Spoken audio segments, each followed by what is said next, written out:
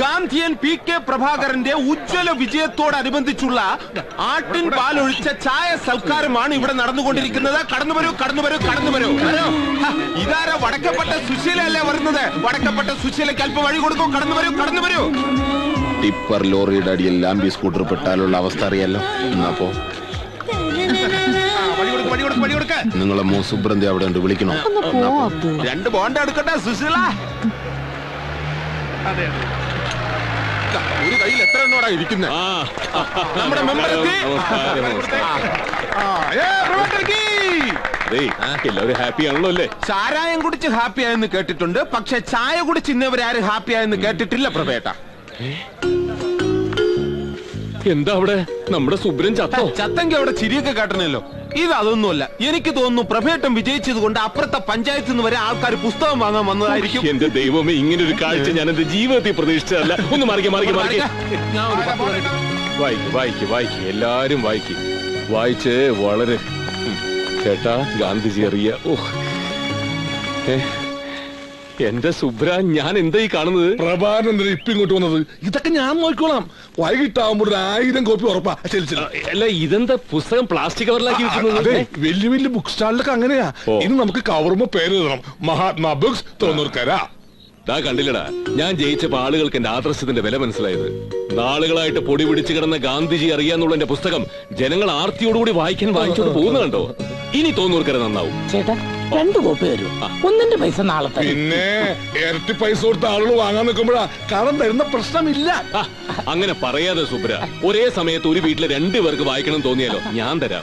Book സ്റ്റാളിന്റെ manager ഞാനാ. ഇവിടത്തെ കാര്യം നേരമുണ്ടാ. നീ ഒന്നും മാറി എന്റെ സുബ്ര. ഉറങ്ങാത്ത രാത്രികൾ, സുബ്രൻ തോന്നൂർക്കര.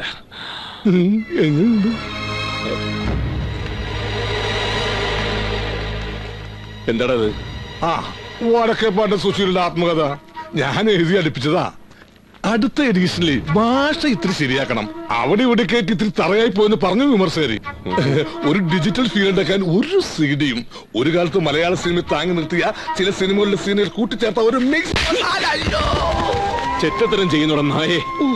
ഏത് ബുക്കിലാണ് നീ ഇത് ചെയ്തതെന്നറിയാമോ? സോറി, നല്ല ക്ഷമയുള്ള അഹിംസവാദി ആയതുകൊണ്ട് ഗാന്ധിജി ഇത് അഡ്ജസ്റ്റ് ചെയ്യുമെന്ന് കരുതി. നശിപ്പിച്ചു കളഞ്ഞോളാം. മോനെ, ഇവിടെ ഏതൊരു പുസ്തകം കൊടുക്കണ്ടെന്ന് കേട്ടു. ഇതാ വായിക്കാൻ കണ്ണു പിടിക്കുവോ? അത് പിന്നെ ഇത്തിരി വെള്ളെടുത്തുണ്ടെന്നേ ഉള്ളൂ. കണ്ണട വെച്ചാ ഒരു കുഴപ്പമില്ല. സാക്ഷരതാ ക്ലാസ്സിൽ നീ എഴുത്തും വായന പഠിപ്പിച്ച ആളാ. ഒരു കോപ്പി കൊടുക്കട്ടെ? ഞാൻ എന്റെ കൈ എഴുത്ത് കോപ്പി തരട്ടെ.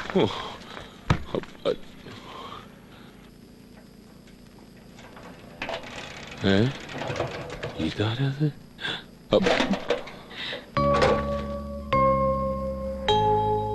വീട് തെറ്റിയിട്ടൊന്നുമില്ല.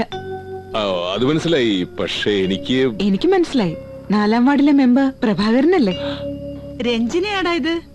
ഒരിക്കലും വരാൻ പോണില്ലെന്ന് നീ പറഞ്ഞ രാമകൃഷ്ണന്റെ മോൾ രഞ്ജിനി. അല്ല, അവര് പിന്നെ ഇന്ന് കാലത്ത് അവര് ബോംബെന്ന് വന്നു. നിന്നെ നാട്ടുകാർ പൊക്കിയെടുത്തോണ്ട് നടക്കുന്ന കണ്ടൂന്നും പറഞ്ഞു. Anyway, congratulations. Thank you. ചെറിയമ്മാവൻ അകത്തുണ്ട്. വല്യമ്മാവനായിട്ട് സൽക്കാരത്തിലാ. ഇതിനകത്ത് വെച്ചോ? നീ അതിനിപ്പോ ഒന്നും പറയാൻ നിക്കണ്ട.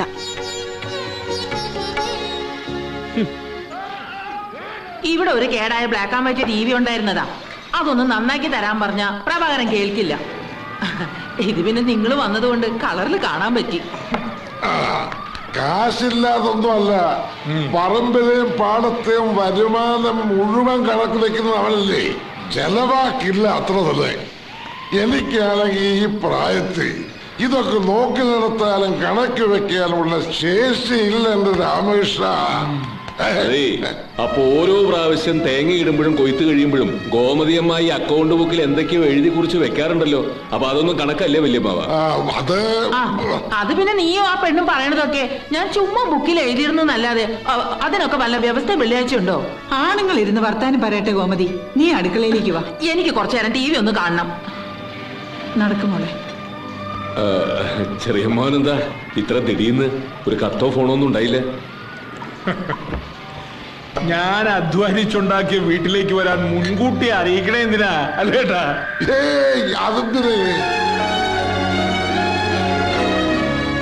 ഒന്ന് ശബ്ദം കുറയ്ക്കുക ഏട്ടത്തി. ഓ തനിക്ക് ഇപ്പോഴും ഒരു പണിയും തൊഴിലും ഒന്നും ആയിട്ടില്ല അല്ലേ? അച്ഛനെയും വലിയച്ഛനെയും പോലെ ഇപ്പോഴും ഊരുതണ്ടലും രാഷ്ട്രീയവും തന്നെ. ഒരു ബുക്ക് സ്റ്റോൾ ഉണ്ട്. ബുക്സ് അല്ലേ? പറമ്പ് നിറയെ അടയ്ക്കയും തേങ്ങയും ഉള്ളപ്പോ എന്തിനാ മറ്റൊരു ജോലി അല്ലേ? നിക്ക്, താൻ കഴിക്കുന്നോ? മൂപ്പളമയൊന്നും നോക്കണ്ട, വേണമെങ്കിലാവാം. അയ്യോ, തൊണ്ണൂർക്കര പഞ്ചായത്തിലെ മദ്യവിരുദ്ധ സമിതിയുടെ നേതാവായവൻ കൈകൊണ്ട് പോലും തൊടില്ല, മദ്യം വീട്ടിൽ കേട്ടാൽ സമ്മതിക്കുകയില്ല. അതിപ്പോ ഞാനല്ലേ തീരുമാനിക്കേണ്ടത്. കഴിഞ്ഞ ദിവസം വിദേശ മദ്യത്തിനെതിരെ സിന്ദാബാദ് വിളിക്കുന്ന കണ്ടല്ലോ വല്യമ്മ. തെറ്റുപറ്റിപ്പോയി. ബ്രിട്ടീഷുകാർ എന്ന് ഇന്ത്യ വിട്ടോ അന്ന് തൊലഞ്ഞു. അതുകൊണ്ട് ഞാൻ നിലപാട് മാറ്റി. ഇഷ്ടപ്പെട്ടില്ല. അവരോടുള്ളത് എനിക്ക് എന്തൊക്കെ ഞാൻ കഴിച്ചോളാം. പ്രഭേട്ടനും കൂടി ഇരുന്നോളൂ, നമുക്ക് ഒരുമിച്ച് കഴിക്കാം. വേണ്ട, ഞാൻ അപ്പുറത്ത് നിലത്തിരുന്നോളാം. ഇരിക്കടോ. വേണ്ട, അമ്മാൻ കഴിച്ചോളൂ. അവന് മേശമേലിരുന്ന ഇറങ്ങൂല. ആ ചായപ്പിൽ ചപ്പറം പടഞ്ഞിരുന്ന് ഓട്ട കിണ്ണത്തിന് വെട്ടി വിളങ്ങണം. എന്നാലേ തൃപ്തിയാവും. പണ്ടേ വർത്തമാനത്തിനൊരു ബെല്ലും ബ്രേക്കും ഇല്ലാത്തവനാ നിന്റെ വല്യമ്മാവൻ. നീ അവര് പറയുന്നതൊക്കെ കാര്യമായിട്ടെടുക്കാൻ നിൽക്കാണോ? ആ, കഞ്ഞിയില്ല കേട്ടോ. അവർക്ക് രാത്രി ചപ്പാത്തി വേണോന്ന് പറഞ്ഞപ്പോ എല്ലാവർക്കും അത് മതിയെന്ന് വെച്ചു. എനിക്കിത് ഇഷ്ടമല്ല എന്നുള്ള കാര്യം അമ്മ മറന്നില്ലേ? ഞാൻ അമ്മയുടെ ഒരു 100 തവണ പറഞ്ഞല്ലേ പ്രഭേട്ടന് മാത്രം ഒരു ഗ്ലാസ് അരി എടുപ്പത്തിടാന്ന്. ആ, ഒരു നേരം ചപ്പാത്തി കഴിച്ചാൽ ചത്തൊന്നും പോയില്ല. ഉച്ചക്കലത്തെ ചോറ് ഇരിപ്പുണ്ട്, ഞാനെല്ലാം ഇത്തിരി ചൂടുവെള്ളം ഒഴിച്ച് കഞ്ഞിയാക്കി തരട്ടെ? എന്നാ പിന്നെ അതിനകത്ത് ഇത്തിരി പിണ്ണാക്കും കൂടി ഇട്ടോ. ഒരു 15 മിനിറ്റ് മതി, ഞാൻ കുക്കറിൽ കഞ്ഞി ഉണ്ടാക്കാം. വേണ്ട, അമ്മ പറഞ്ഞ പോലെ ഗോതമ്പ് വിഷമില്ലാത്തോണ്ട് ചത്തുപോകുന്നില്ലല്ലോ.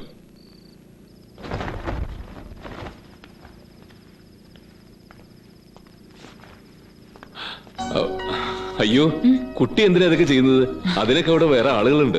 ഒരു കിടക്ക തട്ടിക്കൊടഞ്ഞു വിരിച്ചോണ്ട് എന്റെ വളയൊന്നും ഊരി പോവില്ല. അതുകൊണ്ടൊന്നുമല്ല, പിന്നെ അതൊന്നും എനിക്ക് ഇഷ്ടമല്ല. ഞാൻ ഷർട്ട് അയൺ ചെയ്താൽ ചുളിവ് മാറില്ല എന്നുള്ളതുകൊണ്ട് ആ പണി മാത്രമേ രാധയെ കൊണ്ട് ചെയ്യിക്കാറുള്ളൂ. പിന്നെ എന്റെ അലക്കലും കഴുകലും കിടക്കവിരിക്കലും ഒക്കെ ഞാൻ തന്നെ ചെയ്താൽ എനിക്ക് തൃപ്തിയാകും. അതുകൊണ്ട് ഈ വക പണികളൊന്നും ചെയ്യണ്ട. ഏയ്, ഈ മുറിയിൽ ഇന്നു മുതൽ ഞാനാ കിടക്കുന്നത്. ആ, ഈ കുട്ടിക്ക് സ്വസ്ഥമായിട്ട് കിടക്കണെങ്കിലേ ഇവിടെ ഈ മുറിയല്ലേ ഉള്ളൂ. നിനക്ക് ആ ചായപ്പി പോയി കിടന്നൂടെ? പ്രഭേട്ടന് ബുദ്ധിമുട്ടായോ? എന്ത് ബുദ്ധിമുട്ട്? പഞ്ചായത്ത് റോഡിൽ പേപ്പർ വിരിച്ചു കൊടുത്താ അവിടെ കിടന്ന് ഉറങ്ങുന്നവനായി ഈ പ്രഭാകരൻ. എന്റെ ചില സാധനങ്ങള് അതൊക്കെ ആ പെണ്ണെടുത്തോണ്ട് പോയിട്ടുണ്ട്. ഇതാ മോളെ. മോള് കുടിക്ക്.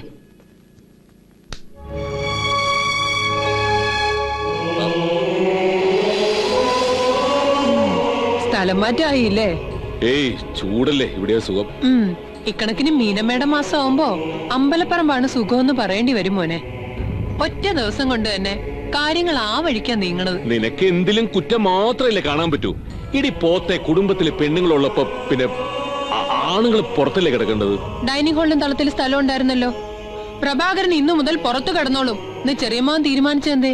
ഈ വീടൊരു സ്ഥിരം താവളമാക്കണമെന്ന് ഞാനും വിചാരിച്ചിട്ടില്ലടി. നീ ചെന്ന് കിടക്കാൻ നോക്കുക. നാളെ കണ്ടത്തിൽ മരുന്നടിക്കാനുള്ളതല്ലേ. ഞാൻ പൊക്കോളാം. പക്ഷെ ഒന്നുണ്ട്, വയറ് നിറച്ചുകൊണ്ട് ഏമ്പക്കം വിടുന്നവരുടെ ശബ്ദം ഉഴണ പോത്തിനും മെതിക്കണ യന്ത്രത്തിനും അറിയേണ്ട കാര്യമില്ല. അതുപോലെ ആവരുത് പ്രഭേട്ടൻ.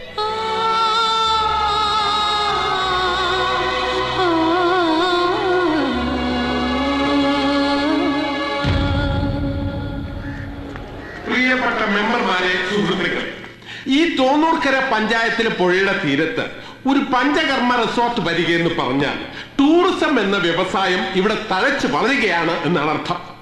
ഗ്രാമീണ ഭംഗികൾ ആസ്വദിക്കാനും ശരീര സൗന്ദര്യം നിലനിർത്താനും കയ്യിൽ പിടയ്ക്കുന്ന ഡോളറുകളുമായി വിദേശ ടൂറിസ്റ്റുകൾ ഇവിടെ വന്ന് കിടക്കും.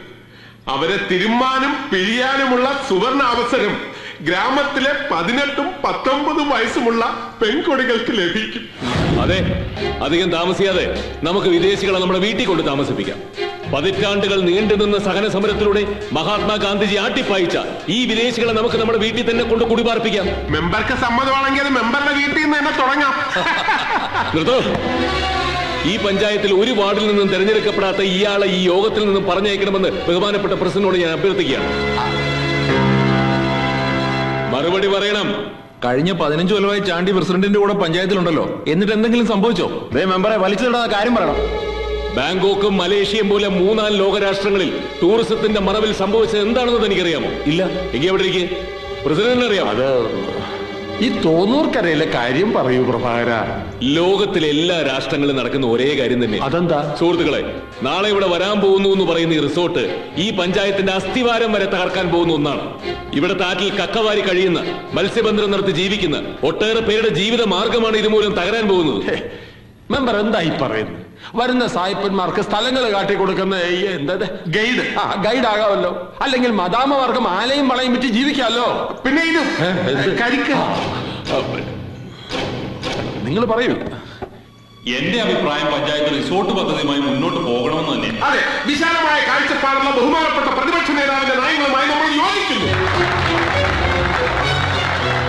ഓഹോ, അപ്പൊ ഇത് ഭരണപക്ഷവും പ്രതിപക്ഷവും ചേർന്നുള്ള ഒരു ഒത്തുകളിയാണല്ലേ? ഇടതുപക്ഷം എന്ന് പറഞ്ഞാൽ സമരം എന്നല്ല, പുരോഗമനം എന്നാണ് അർത്ഥം. പുരോഗമനം വേണേൽ പണം വേണം. നമ്മുടെ നാട്ടിൽ പണം കൊണ്ടുവരാൻ സാധിക്കുന്നത് ടൂർ വരുന്ന സായിപ്പന്മാർക്ക് മാത്രം. അവർക്ക് താമസിക്കാനും ഉല്ലസിക്കാനും ഒരു ചെറിയ കെട്ടിടം കിട്ടുന്നതിൽ എന്താ തെറ്റ്? അതിനിപ്പോ പുഴയുടെ ഒരു ഭാഗം നിർത്തുന്നതിൽ എന്താ കുഴപ്പം? കുറെ വീതിയിൽ ഇങ്ങനെ പരന്നൊഴുകുന്നതിലും ഇത്തിരി വീതി കുറഞ്ഞ് നല്ല ഭംഗിയിൽ ശാന്തമായിട്ട് ഒഴുകിയാലും പുഴ കടലിലേക്ക് തന്നെ ആണല്ലോ എത്താൻ പോണത്, അല്ല മെമ്പറിന്റെ വീട്ടുമുറ്റത്തേക്കല്ലല്ലോ. അതെ, അതുകൊണ്ട് നമ്മൾ ഇതൊക്കെ കൈയടിച്ച് പാസ്സാക്കുന്നു. ഇല്ല പ്രസിഡന്റ്, ഈ പ്രഭാകരൻ ജീവനോട് ഇരിക്കുമ്പോ പട്ടിണി പാവങ്ങളുടെ അന്നം മുട്ടിക്കുന്ന ഈ പരിപാടി നടക്കില്ല എന്ന് പ്രവർത്തിക്കില്ല. ഞാൻ ഈ യോഗം ബഹിഷ്കരിക്കുക. ഓ, ഒരുത്തന്റെ ശല്യം ഒഴിഞ്ഞു. എന്നാ നമുക്ക് ഭക്ഷണം കഴിച്ച് പിരിയാം. എന്തൊരൊത്തൊരുമ.